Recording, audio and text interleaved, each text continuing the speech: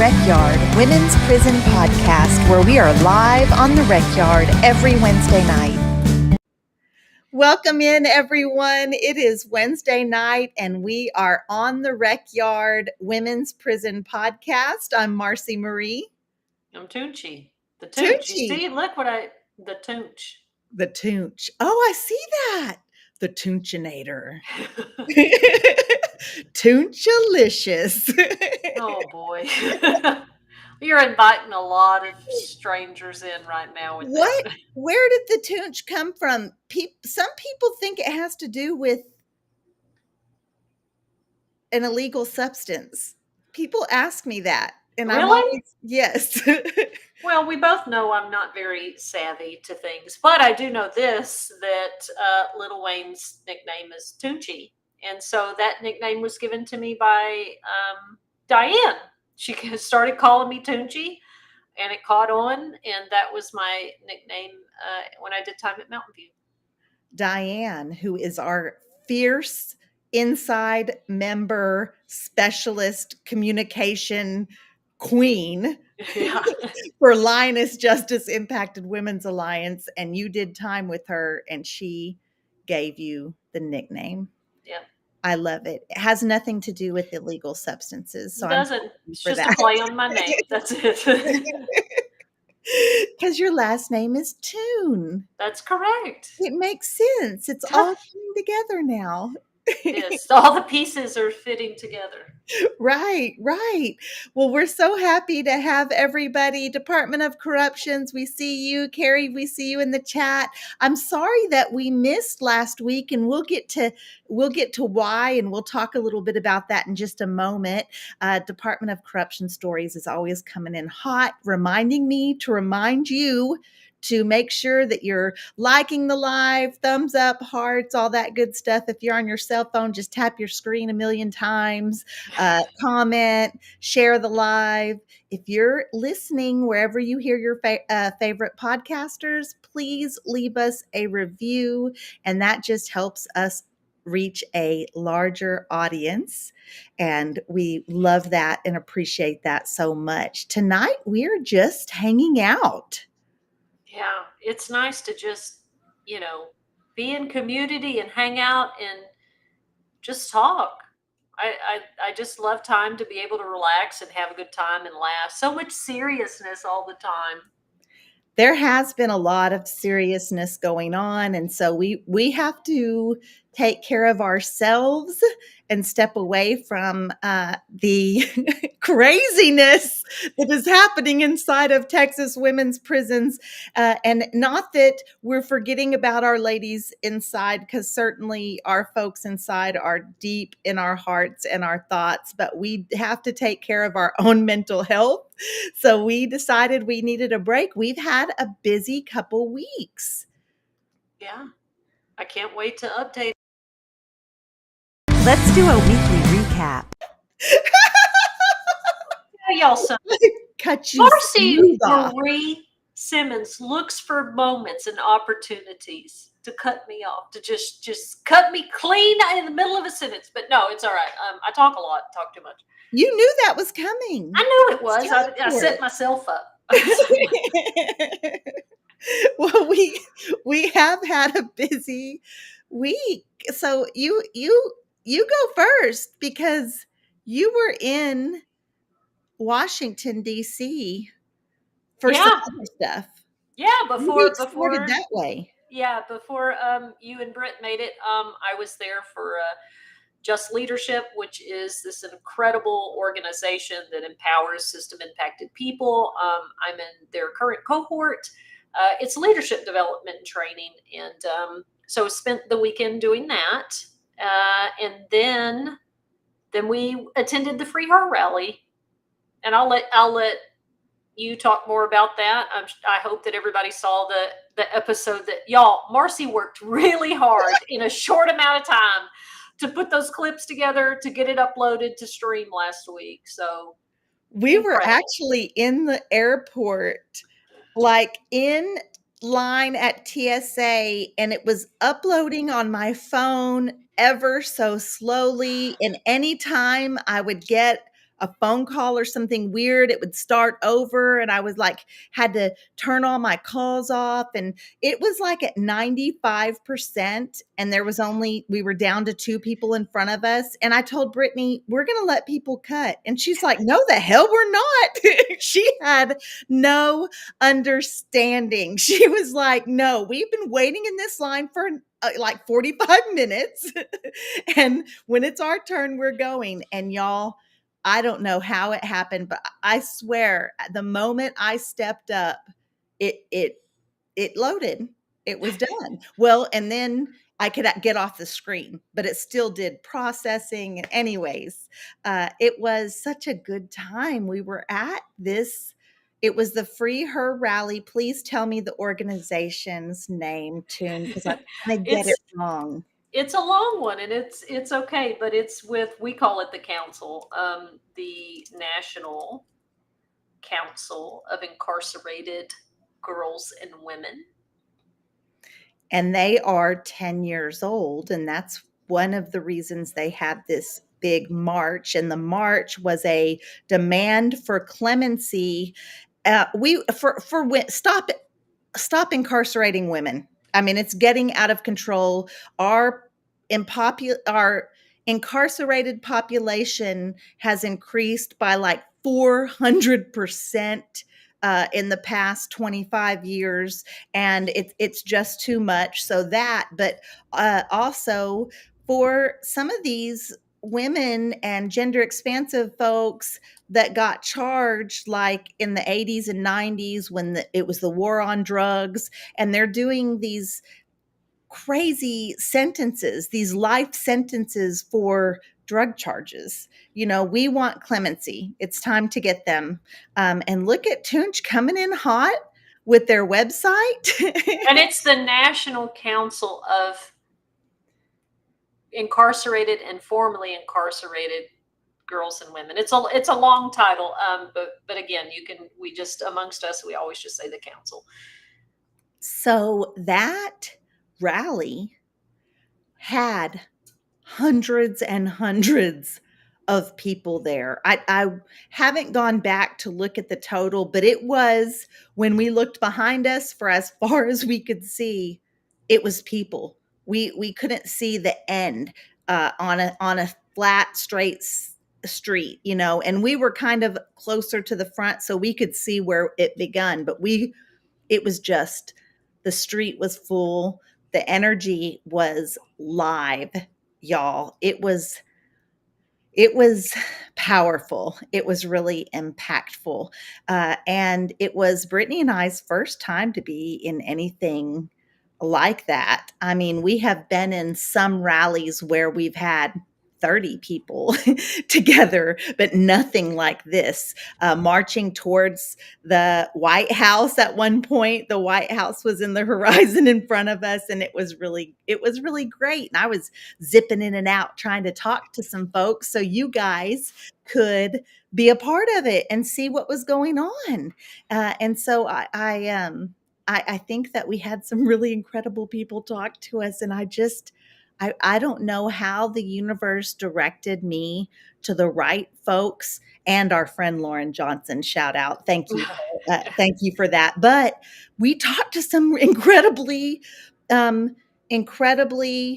active advocates who have done big time. I mean, and we talked to Piper Kerman. What? Did y'all see that? Orange is the New Black? That was really incredible. And I didn't tell her how I read her book and got mad at it. I didn't.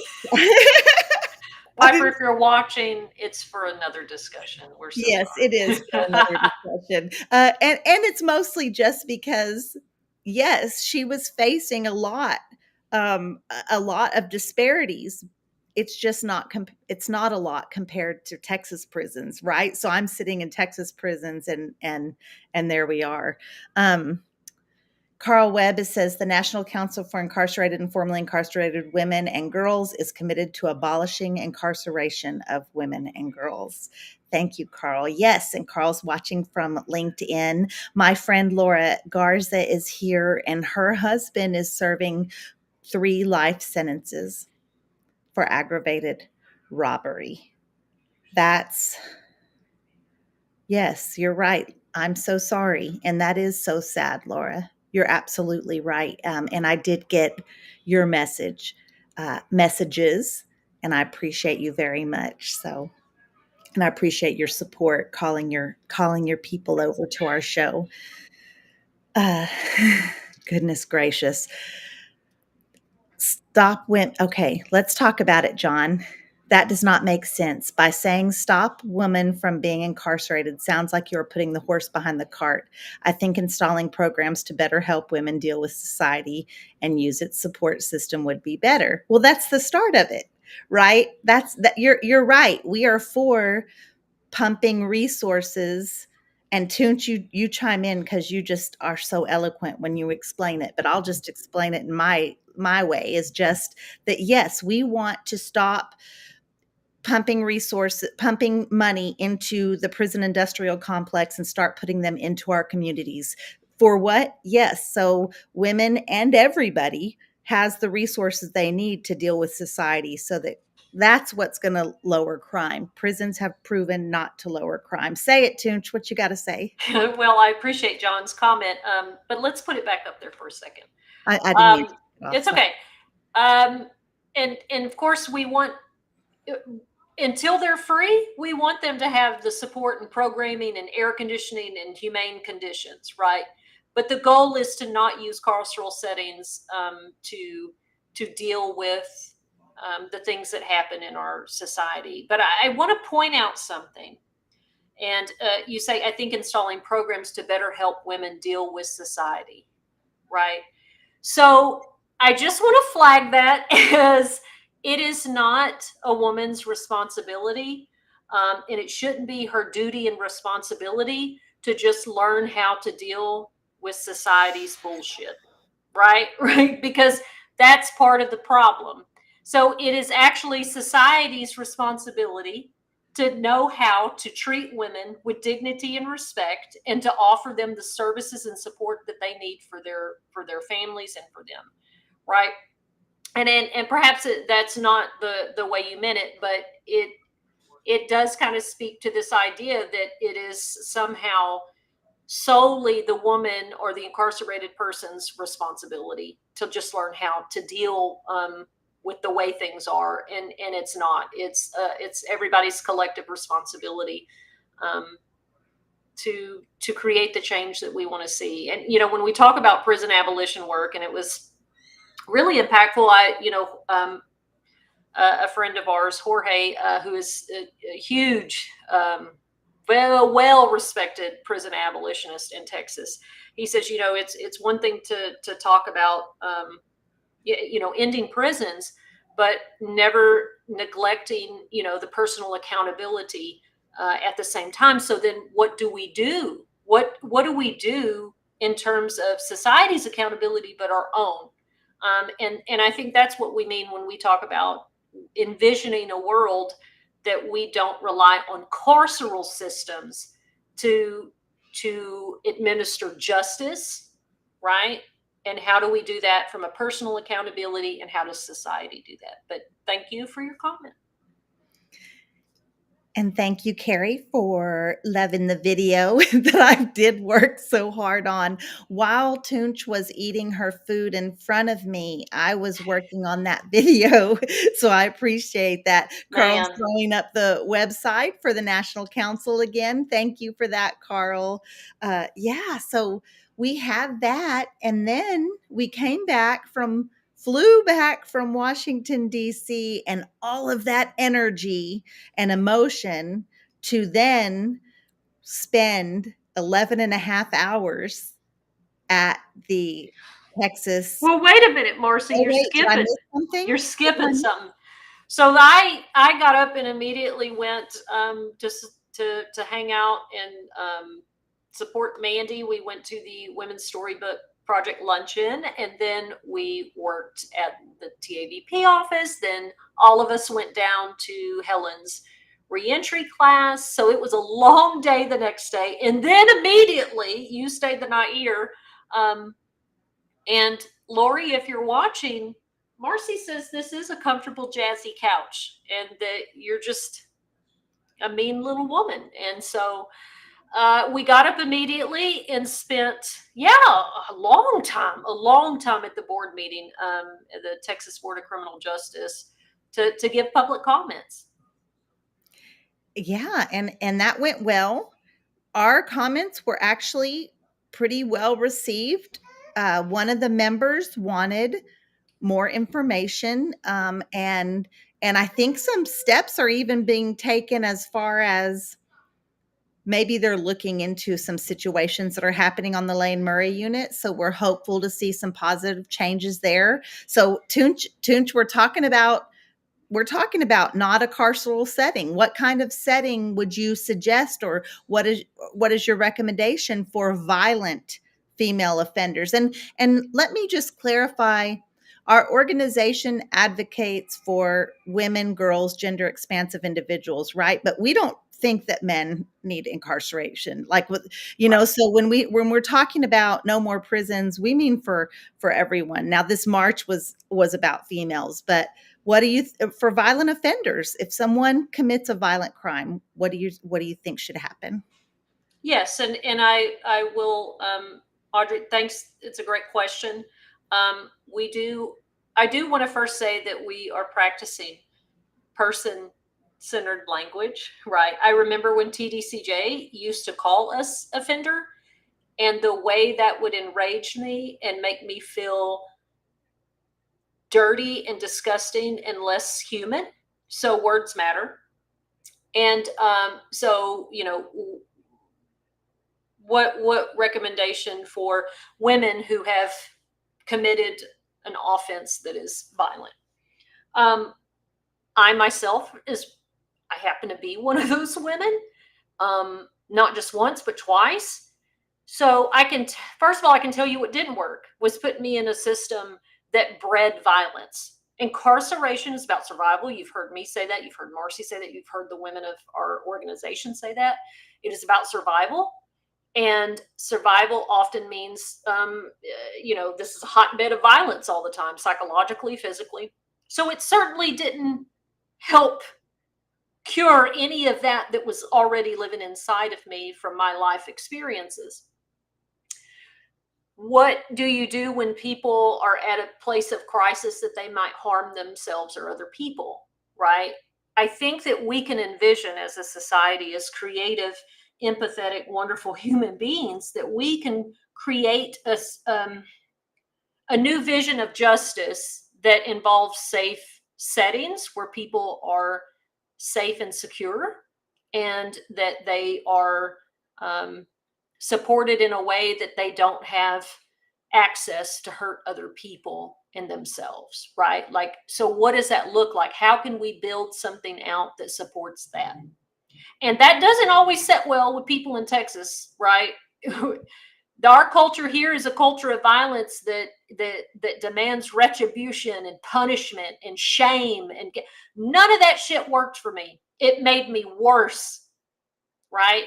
So justice can be accomplished without shame and punishment. Again, I guess because I spent today with Jorge, he's on his mind because he's so wise. And he said, accountability, the individual has to be accountable. And it is what the person you've harmed, it's what do they need? He said, but I remember distinctly on a panel when he said, but when that includes punishment and shame, it's off the table. Those things are not, no, right?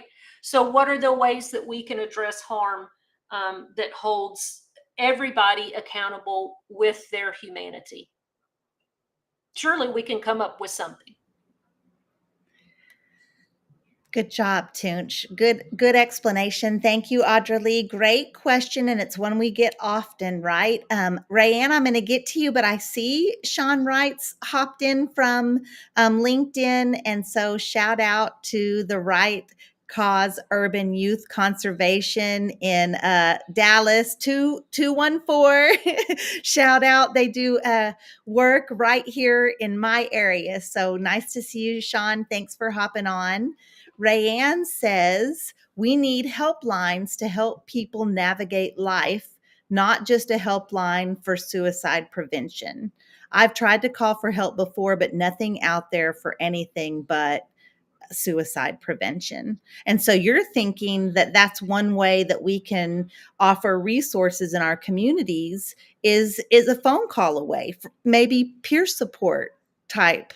And yeah, I'm down for that. I can see that. And there are areas that maybe it's not a phone call, but there are like peer support groups virtually and in person in lots of places, and that's getting to be a lot more popular. And then I wanted to say, our good friend Eric, we have a Linus member on the inside that possibly got hurt at work. Eric, I Yeah. need you to message me.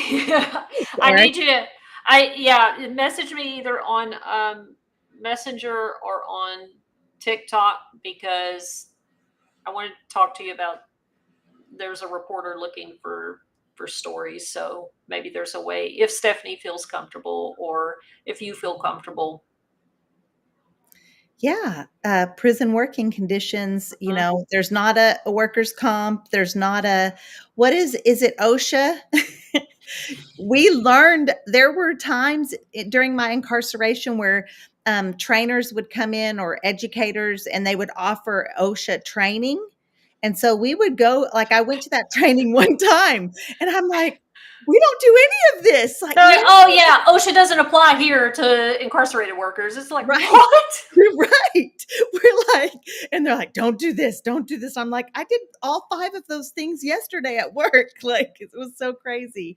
John, thank you for the conversation. Excellent conversation. John says, my angle is of being able to take care of themselves first. So, us as people take care of ourselves first. I have met men who have never been taught how to do anything and had to learn these things while inside prison. Society as a whole has slacked in the past 20 years and let the state control the households and how they are run. Teaching discipline has been totally removed from the households, not just the right and wrong discipline, but the discipline to follow through with things. It is easier to just give up than try. So I'm seeing some of what you're saying for sure. In that I think I don't know, Toonch, what do you think?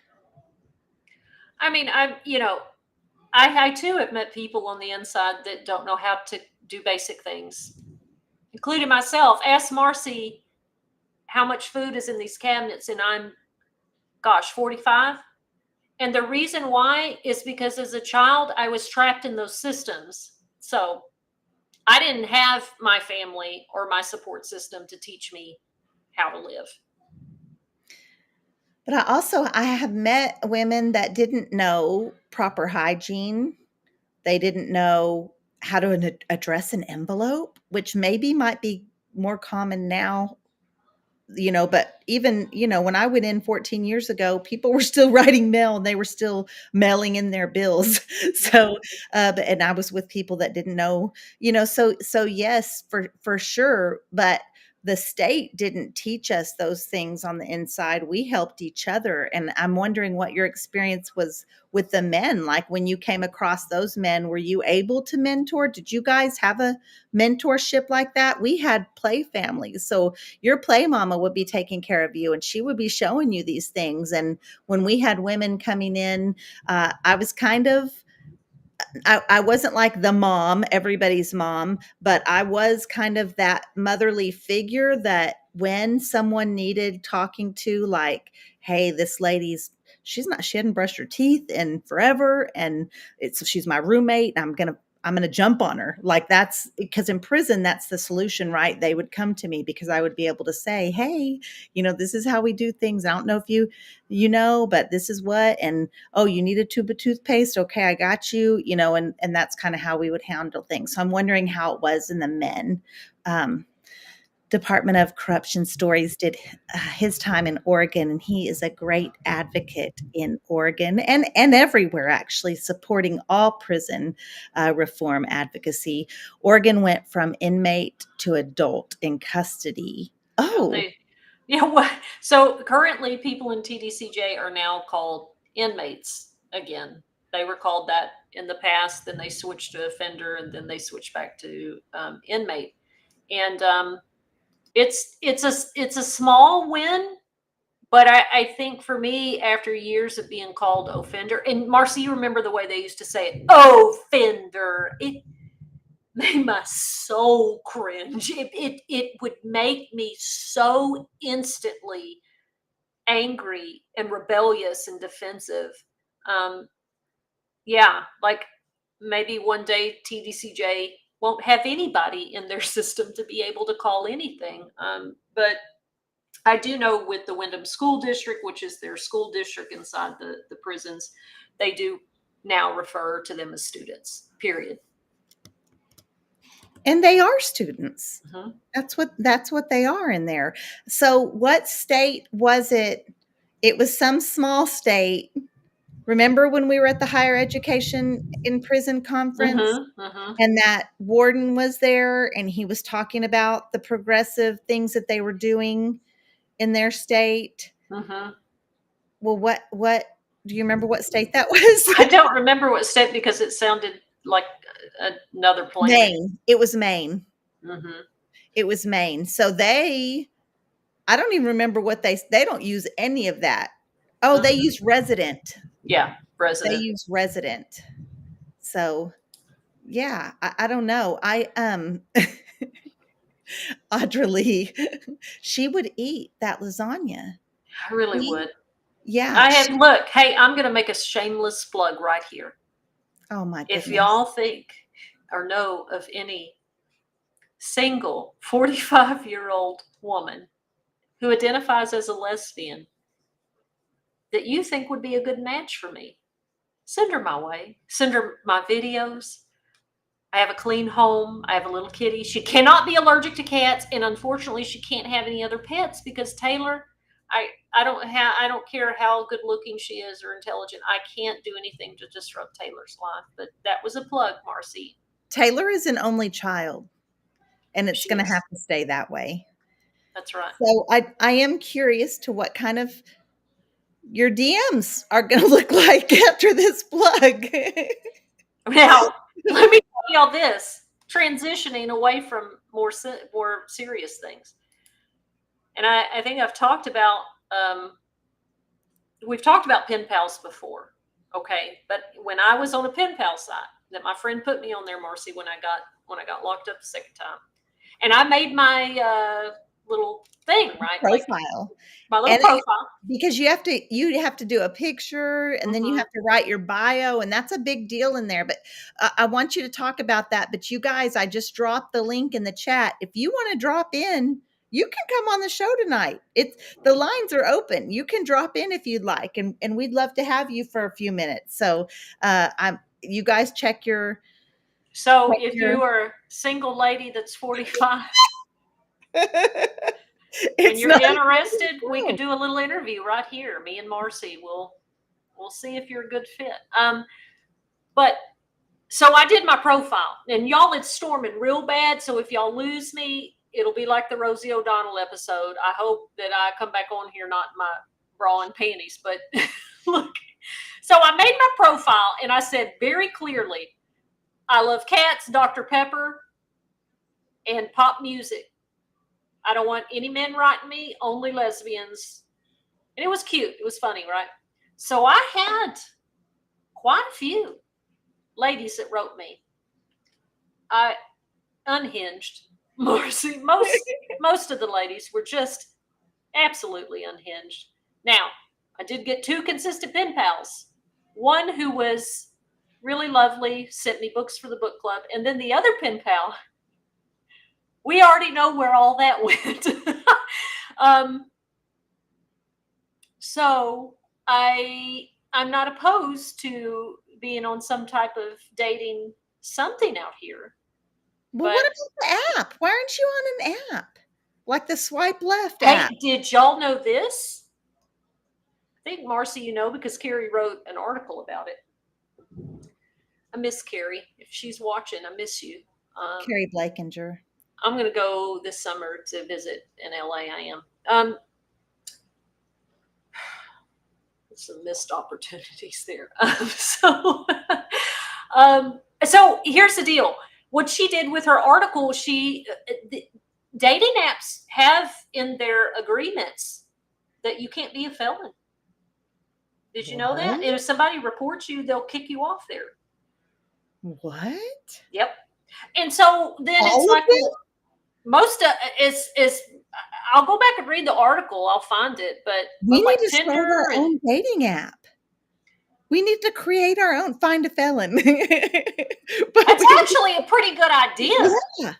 Yeah. You have to have certain requirements. Right. You have to not be in active criminal life. That has to be your past life. Right? Like, yeah. I don't know. That's a pretty good freaking idea. And so I didn't, too, it was like, I don't want to wade through all the catfishing with men. I don't, because I have tried that. I tried the app Her, and I got some person that was pretending to be a woman in the military, and I'm like, get out of here. Like, how did you find out it was a man? Well, I'm not sure if that one was a man, but it was a lot of bullshit. Like, okay, you don't ever want to meet, and you're being weird, and all this. Girl, I already lived all that double life stuff with the woman I was seeing. I can spot it now.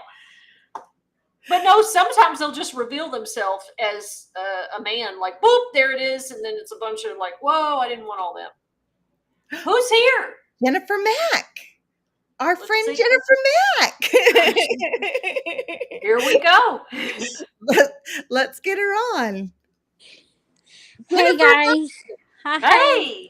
Sorry about my, it has been a week in the mental health world. So sorry about my due and my appearance, but addiction counseling has been rampant this week. And so I'm a mess, but I wanted to just hop on and be like, congratulations. You guys did awesome in Washington. You guys are so great. I think just having the advocacy that you guys are doing is so impactful and so powerful. I spent several years at Lany, and so just what you guys are doing is amazing, bringing awareness. Whenever I was there, I a married staff couple was there, and I was in a extremely inappropriate and illegal relationship with a male officer who also had a female officer as his wife. And I was young, and she worked there. Their last name started with an N. I will not call them completely out. I don't know if they still work there or not. But their last name started with an N, and there was a Wood. It was in their name. I know who you're talking. I know who you're talking about. Yeah.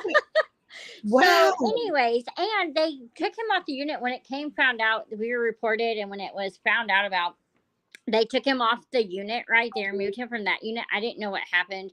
They had segged me up for a while to do the investigation and then released me back. And his wife did everything she could to try to thwart my parole and get my answer taken away. However, then she decided it was better if I just went. They're like, get her out of here. And so the night that they packed me up to be released for parole, he's the one that packed me up and had a hotel room there in Gatesville and was like, here's the number. I was like, yeah, no, that's not going to happen. So, oh my gosh. Anyways, we didn't have anything like what you guys are doing. We didn't have any like real advocacy on the outside and that connection. And I think that's amazing. It's huge. Marci, I just want to say I'm in school at Texas State now. I did 5 years to get a degree that I just worked on a little bit at a time. The state of Texas licensed me to be a chemical dependency counselor. And I want to say, don't stop with that first door closed. Like, continue pursuing your dream to go back to school and to get an education, because there's so many plans, like you have so much, um and it's doable. You're just going to have to find the right time and the right school. So don't stop. Don't let that door closing be anything that stops you from media communications or anything that you want to do. Because had you told me 10 years ago that the state of Texas was going to give me a license to help people get their life together and recover from addiction or become a social worker, I would have never 10 years ago believed that that's what I would be doing today, 10 years later.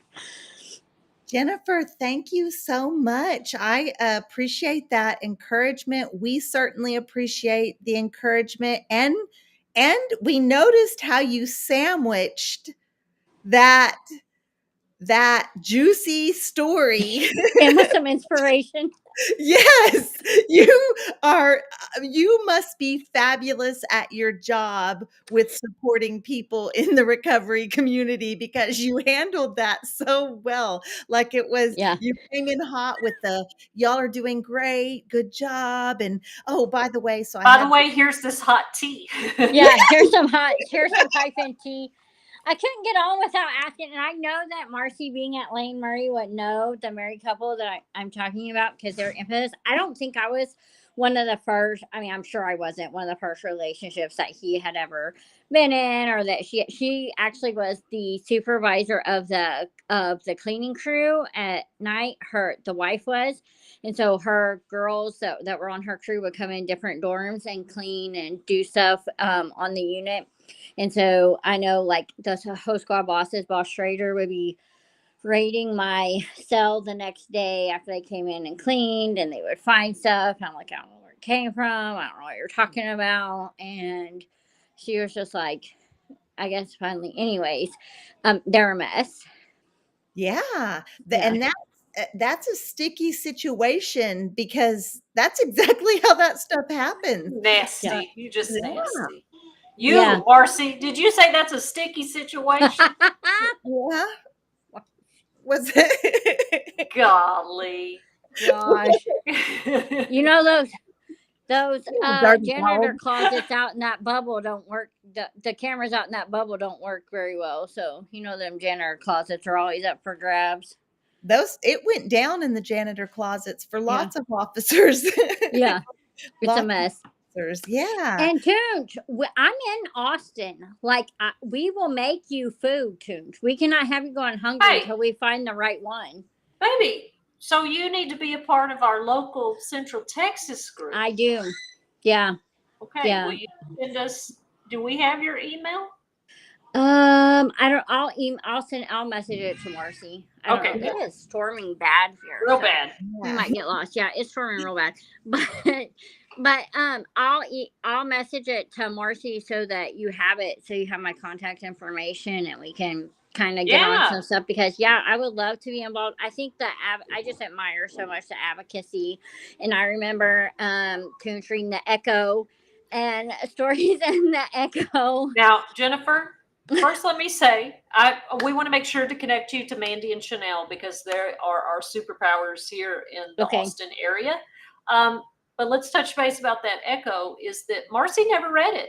She wrapped her food in it. She cleaned with it. And all those years, she never had any idea. Got me through. I did not know that Jennifer Toon wrote for the Echo. I didn't recognize her name from the Echo. When I just saw this chick on TikTok making a few videos that she was hanging out with Carrie Blakinger, and I was like, oh, okay, this is a cool cat that did some time in Texas. And then people are like, oh, Jennifer Toon, the Echo. And I'm like, what? That's not just it. Yeah. It's obvious. Golly, and I know that I haven't found a woman yet, because I'm deeply intimidating and good looking, and it's hard for women to approach me. Right there. For those of you who don't know what the Echo is the newspaper inside of the Texas Department of Criminal Justice. Jennifer Toon had written for the Echo a good portion of her incarceration. She had her own column, but y'all, that stuff was so, that newspaper was so censored, or I mean, it was just niceties Yeah. and Now, I want to tell y'all this though, because again, I mean, Jorge is just deep in my heart tonight. So the Echo, the history of the Echo was that it was actually very much a newspaper, and he was writing really, him and the team at the Echo back in the early 90s, 80s, they were writing powerful news articles. After the big escape, Jorge wrote a pretty impactful, honest article, and oh my, you can imagine, like TDCJ, like it was this huge deal. They were going to Yeah. get rid of the Echo, and then so Wyndham School District picked it up and said, "Well, we'll save it," and it turned in kind of to this feel good Wyndham so it did thing. have good recipes. I always looked at the recipes, and I did the Sudoku. But you didn't see it. You didn't see. This is how the Echo would come once a month. The officer would come throw a pile on the table. I would go get mine. I would quickly thumb through the pictures to see if I knew anybody that I recognized in the pictures. And then I would go to the recipes, and then I would tear the Sudoku. And then the paper went for, I would put the paper in my boots, like for Host Squad, after we were in the pig God farm, to take the bless. smell out, or I would wrap tamales in it. Um, And Jennifer, I sat on my floor on Sunday mornings with a cup of coffee for 3 hours, handwriting those articles. and Yeah. people enjoyed it. People enjoyed it too. Just not me. Just not Marci. Jennifer, Mack, thank you for stopping in. We appreciate you so much. And we're going to connect you with the Austin folks, but you might need to come back on the show so we can get the full scoop Yeah, we might on have that. to. We might need some tea. I have a lot of stories. I did several years on that same, and Plain State. I was at Gatesville. I was in Plain State and in Gatesville. So Okay, well, the thanks thing. for your Bye, support on guys. the Y'all have a show, good and night. we'll see you soon. Bye, Bye. Jennifer. And we have Lany in the house, and Lany was my bunkie, my window bunkie. Do you remember that term? Window bunkie? Because she lived in the row across from me, and our door openings saw into each other's cubicle. So for a good amount of time, Lany, welcome to the show. Hey y'all, what's going on? I Hey, just we're just saw hanging out. so Douglas he pulled up Facebook to post the storm going on outside the window right now, and y'all's feed showed up, and I was like, oh, let me hop on and say hi real quick. How y'all doing? We're good. Thanks for hopping on. You're muted, Toonch. Can't Yeah. hear you. I got real excited because, first and foremost, Lany, what did you think of the new album? Oh, I am in love. Oh my God, my favorite song is "My Boyfriend Only Breaks His Favorite Things," his favorite toys. I love that song. It's repeat in the car. Everyone because I drive Uber still, so everyone in my Uber car. It was just basically I told them when they came in. Taylor released a new album today, so you're just gonna have to suck it up or put on some AirPods because that's what's on the menu today. That's right. That's every time anybody gets into my car. So I'll just leave them on the side of the road. I really I will. think that's a good option. There's some people that I have to leave on the side of the road, and it's not behind Taylor, but those are other stories. Hey, Marci, I see you've been in Washington, D.C. You and Toonchi doing it big. Yeah. Lauren, everybody. I've been watching.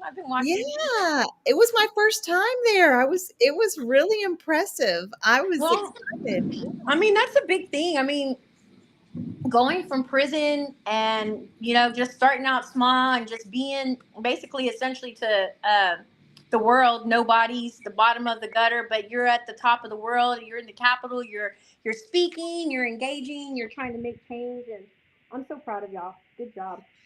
Thanks, Lany. We're proud of you too. We see you with doing work with Truth Be Told, and keeping in touch with a lot of the folks on the inside and trying to make a difference too. We see that. I'm part I of Lioness, but I just never seem to meet up at the right time. And it's just, how it is, juggling a bunch of stuff at one time. But I do need to get reconnected with y'all and start hitting you up when you're here in the Capitol. For sure. Lany, did you have an ankle monitor? I did when I first got out. I actually have pictures. So I got out on a Friday, and they put it on me at reception, and then I got picked up, and I was told at reception that I could not leave my house. That it was automatically as soon as I got home. I had to be home at a certain time, and I would be on house arrest until I saw my parole officer on Monday. Well, it turned out that it was not even activated. She came on Monday and set up the perimeter and everything. And I spent all weekend not even going outside because I was terrified I was going to set off my ankle monitor. But Your I have first a big, weekend. my First weekend home first from weekend. prison. God. Yeah, it was terrible. They kept me on it. I think I was on it for 4 months. That was it. I was so lucky. I see Lisa Stevens was on it like 2 years or 3 years. I was horrified when I saw that. I was like, oh my goodness. Yeah, she was on it for a good minute, and hers, because she works kind of well, not kind of, but physical labor. She does a lot of construction jobs. She would like climb up the ladder and the band would pop off. It would get stuck on the ladder several times. Her panicking, calling her PO, my bracelet just or my anklet just broke. Well, And mine they're used to go off in the middle of the night.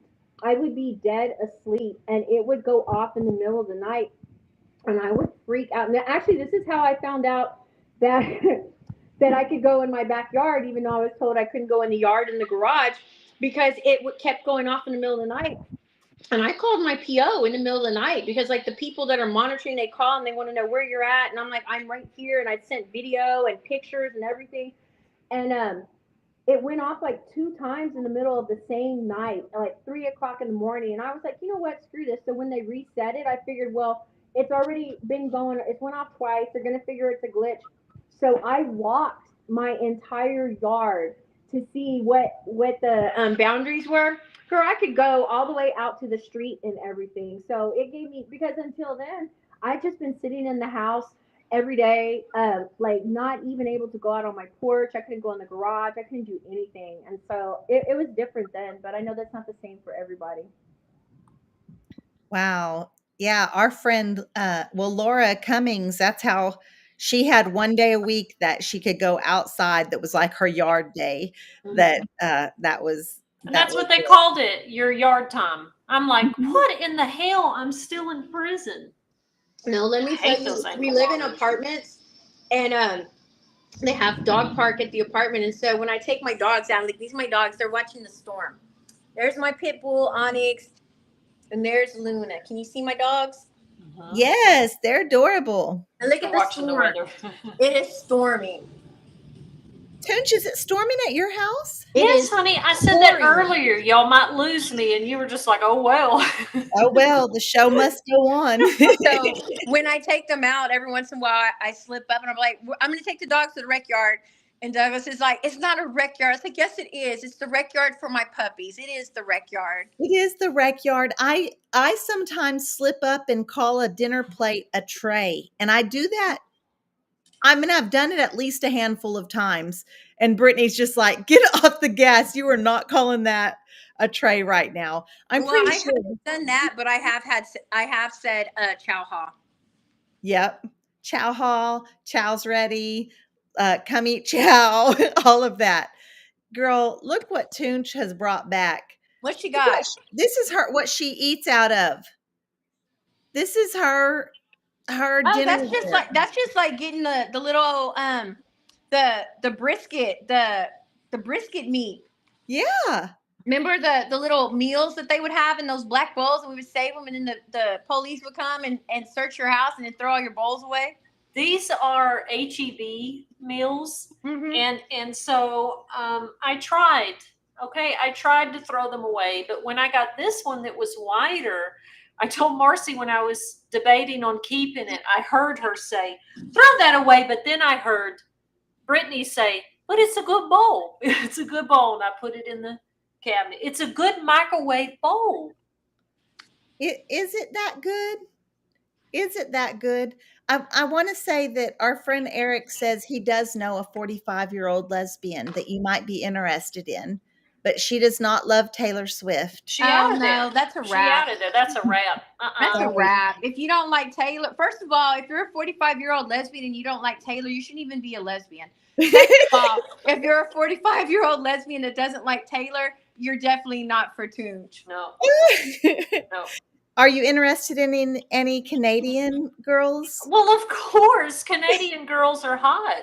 Of course. Kim, hit me up. I am not bashful or shy. Audra Lee says she knows a lot of loser middle-aged men. Well, so do I. They're everywhere. We don't need help finding them. Yeah, those are totally a dime a dozen. Mandy already knows. And he's like, oh God, here we go. Yeah, well, if you know any, well, I appreciate you coming on, Lany. I love talking to you. And I wanted to say hi and see y'all's beautiful faces and just touch base. I love y'all so much. I miss you. I'm so proud of you. Y'all just keep doing what you're doing. Next time you're down here, hit me up, Marci. I will. I promise. It'll be soon.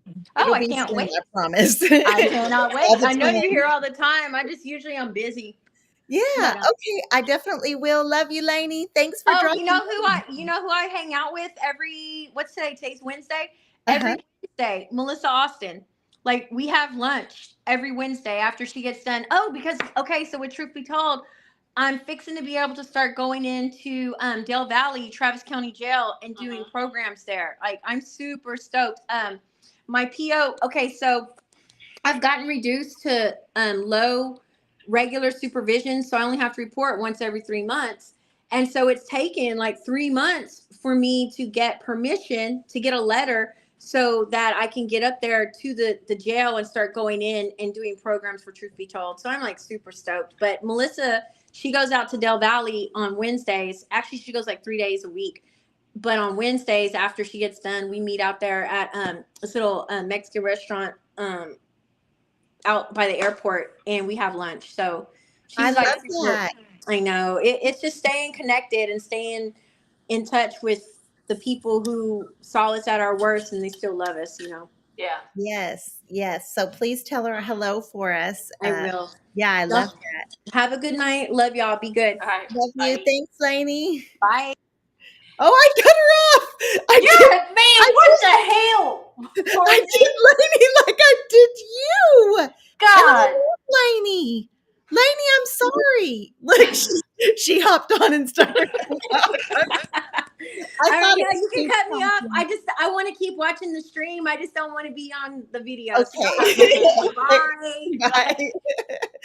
Why did I do that? Because you're a mean little woman. You're a mean little woman. I'm how horrible. And my people would none of them think that I'm a mean little woman. First of all. Don't get that plain bass voice with me. like that BPD coming out. Like I kind of got scared for a minute. I was like, wait a minute. What about when you look, I had to stay the night at Toonch's house last Thursday night. First of all, see that tiny little couch with that Mean Girls blanket on? That's where I sleep with my little legs hanging off the end. No, I sleep curled in a ball. So actually it works perfectly for me. But I slept right there. And so Toonch, that's her bed that you see behind her. She's asleep. I wake up to go to the ladies' room and my water bottle was on the floor. So when I kick my feet off, I knock the water bottle over. Toonch jumps up out of her dead sleep, no hesitation, and says, deep, put the bass in her voice. Hey, what are you doing? And I said, damn. I said, it's Marci. It's okay. I put my hand up even like I was worried she was going to attack me. That's how she came out of that bed. I was impressed. Toonch, I was impressed. And I want to tell you it's the opposite of what I do. Because recently my wife has come into the bedroom in the middle of the night from work and I was in a good deep sleep, and it startled me in a way that I didn't know it was her. And I said, and opened up my arms, and she's like, that's what you're going to do if somebody breaks in? That's how you act if you think a strange. I thought it was a man. You know, my wife has that short hair, and when I saw her in the dark, I saw a strange man in my room. And Brittany's like, if I was, you completely gave me enough time to attack you, and you opened up your body to me, like, God, Marci. so she's like, you need to work on that. Well, how do you work on instinct?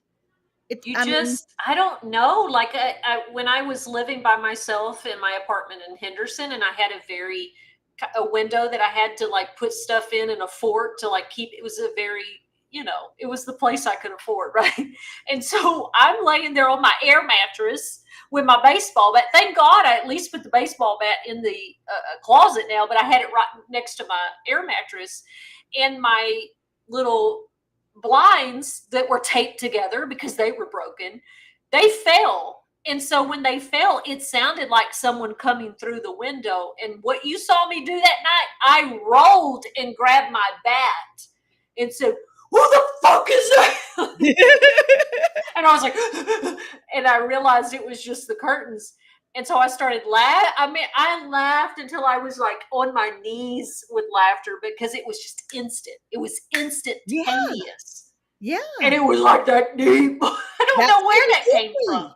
That's how you did me. And then I go potty and I go back to the couch, and you say, well, my heart's racing 1,000 miles an hour. I'm going to try to go to sleep. I'm like, you do you, boo. I'm going to sleep. 2 seconds later, I was back asleep. Let me tell y'all about Marci.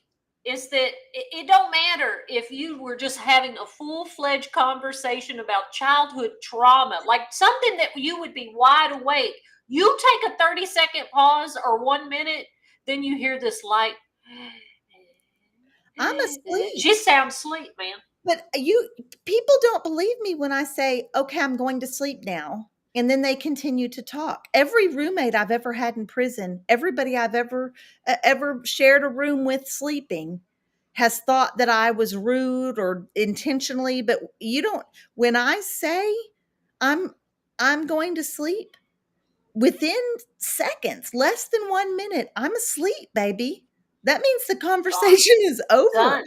I'm not responding anymore, and not because I'm ignoring you, but because I'm asleep. We didn't mention that Lioness is part of a lawsuit. We are one of the organizational plaintiffs and partners in a lawsuit against Brian Collier in his capacity as the executive director for the Texas Department of Criminal Justice, because they are cooking people alive in Texas prisons, just quite frankly, because of the heat. So Eric, I don't know. They're trying to make sure that they have representation from every unit. So I may get a hold of you if that comes up. We're working on the women's side of things, but I'll let her know if we need representation from any missing units. We'll do that. Yeah. Randolph, good to see you. Thanks for always being here, man. We appreciate you so much. And Eric's laughing at the weather. It's crazy. It is storming so hard right now. I can't believe I still have good reception like this. Yeah. Do you remember the last time your power went out in the middle of a podcast? Yeah, and Melissa was sitting here, and I was in a tank top, half naked, with my hair all over my head. And I said, "Oh my God!" You were streaming Rosie O'Donnell. Rosie O'Donnell was on the rec yard. Hey, if you guys didn't catch last week's episode, Piper. Did you hear that? Wow. Jesus. Wow. Weather freaks me out. Well, Toonch, this has been fun on the rec yard, but the rec boss saw lightning. Right. Y'all getting off the damn. Now we got to get off the rec yard, and they're not going to put us in the gym because we don't ever get to use the gym. We don't know what it's for. No, we don't know what it's for. It's for lockdown. It's for us to go get our stuff searched. Is what the gym at Lane Murray was used for. Any final thoughts, Toonch, except for I do want to tell you guys, thank you so much for hanging out with us. Thank you for liking the live, sharing the live, commenting. You guys have been a blast. Thank you for our guests that have hopped on. Toonch, any final thoughts? If you haven't listened to the Tortured Poets Department, it is a must. Thank You, Amy is a great clapback song. So that's all. Kim says throw them trays out when you microwave. What did I tell you? They're dangerous to keep microwaving. That stuff seeps into your food and gives you weird diseases. See, now, was Kim the Canadian girl? Do you Kim, think were you the Canadian girl earlier? See, that's what I need. I need a wife to help me manage my life. So Kim was thinking you are not moving to Canada. So just for the record, we have too much work to do here in Texas. Congratulations, Linda, on your daughter's parole. Thank you for acknowledging that I absolutely am not mean, folks. I love you all. Wait till you piss her off. Woo, you're going to rethink that statement. Okay. We're going to answer this last question, can we? Yeah, sure. Really quick. It's our podcast, honey. We can do whatever we want. Over. But my ex is in Gatesville, Texas prison. She is transgender. She has had bottom surgery, but still has a male name and male gender. What will they? I don't know. If you're saying in Gatesville, do you mean she's at a women's facility or she's at a men's facility? Because Hughes is a men's facility in Gatesville. Right. And we can tell you what would happen in a women's facility to our transgender population in women's facilities is the incarcerated population does not discriminate, or you're just one of the team. You do get some grief from staff. And you might not get things like the incentive dorm. You might not get those perks that even if your disciplinary history is excellent and everything else fits, you might not get that. Even if you have a haircut like Toonch and you're not transgender, she's in a woman's prison. So that's what she's going to see some disparities, or he, if he's transgender, right, is going to see some disparities from staff and programming, but not in any kind of danger from the population. Yeah. So Cheyenne, I see you. We got what? Peaches. We can't go without saying hello to Peaches and making sure that she knows we love her and see her. And I'm seeing Kim me and Kim may connect. Oh my gosh. You're picking up people out of our chat today, Toonch. I feel like we should have some policies against that. But we got to Peaches, help me, Peaches, help me. Love y'all so much. We will be back here same time, same place next week, 7:00 Central Standard Time, Wednesday night. I'm Marci Marie. I'm the Toonch. Out with us on the Rec Yard Women's Prison Podcast with